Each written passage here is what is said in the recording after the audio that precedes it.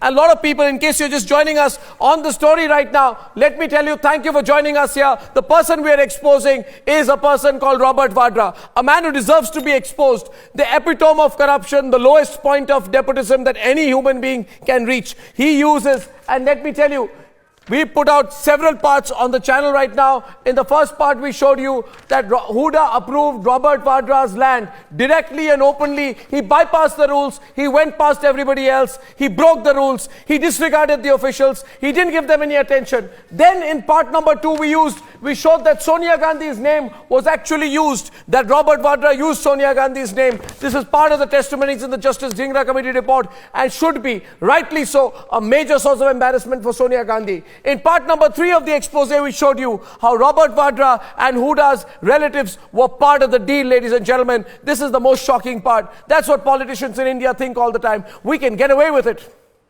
We have no professional capacity, but we'll set up companies. 1 minute. If we can stop at this point. The Hooda family and Vadra family get together. Who the hell do they think they are? Maureen Vadra gets together with her son. And Bhupinder Singh Hooda's relatives have a company called Omkareshwar, or at least a stake in it.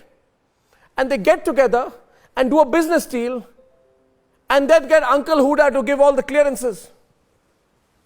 And the fourth part we showed is of illegal gratification. Illegal gratification, ladies and gentlemen, is a simple way of saying a massive kickback or a big bribe. And then in part 5 of this expose, ladies and gentlemen, we showed you how Dhingra exposed Vadra completely.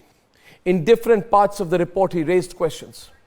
And before I go back to my guests and to my reporters, let me now bring you part 6 of this 7-part expose.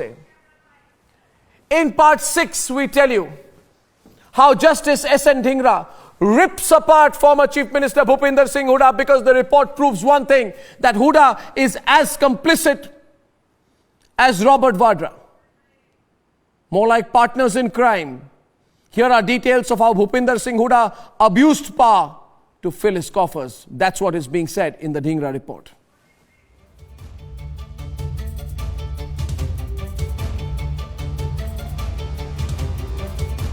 Dhingra report rips apart the then Chief Minister Bhupinder Singh Hooda.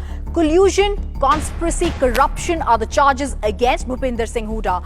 It says licenses were given by him for money. It says discretionary powers were abused by him. At page 67, 74, 78, these charges have been established. I read from page 74 where it says, throughout the working of Act in respect of grant of licenses for colonies, a deliberate negation of the powers to the Director, T and CP department has been done by the Chief Minister, and practically he is the Minister. The Chief Minister has usurped the power of the Director to himself. That is, it is he who is signing authority on all land deals that have to be done in the state of Haryana. The most important part here on page 78, which shows the situation that was there for land deals in the state of Haryana. Dhingra writes, the personal coffers of the Chief Minister were being filled by the licensees. If he did not approve the licenses, they were not given out. By such tactics, every applicant was very well aware made to understand the meaning of returning his file on a ground on which no other file had been returned.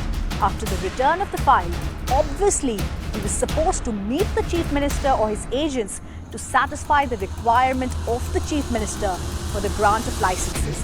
This report very indicative that if the Chief Minister was not satisfied by money payment, then the licenses in the land deals would not be given. Our part 6 clearly exposes the abuse of power by Bhupinder Singh Hooda. Part 7, we continue with this exposing.